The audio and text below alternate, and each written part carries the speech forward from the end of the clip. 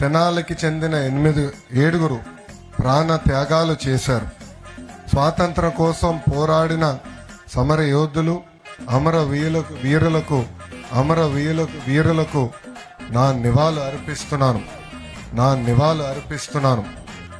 దేశమంతే భక్తి ఉండాలి, కానీ ఈ రోజు జరుగుతున్న ఈ వేడుకలు నాకు జీవితాంతం గుర్తు ఉంటుంది.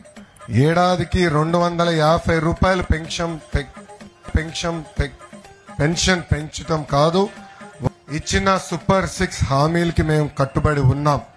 యువతకు 20 దాంట్లో భాగంగా 16,347 పోస్టులు భర్తీ చేసి డిఎస్సి కూడా మేము ప్రకటించాం.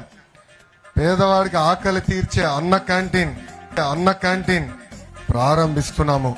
రైతులకి అండగా నిలబడ్డాం. జిల్లాలో 92,000 హెక్టార్లో సాగవుతున్న వివిధ పంటలకు ఈ పంట ద్వారా నమోదు చేశాం. సర్వేపల్లి రాధాకృష్ణన్ విద్యార్థి మిత్ర ద్వారా 150 మంది విద్యార్థులకు స్కూల్ కిట్స్ అందజేసింది మీ ప్రభుత్వం. ఉద్యమం పంటలో అభివృద్ధికి నిధులు ఇచ్చాం. ఆహారం, మెరుగైన వైద్యం చిన్నారులకు, గర్భిణీ స్త్రీలకు అందిస్తాం.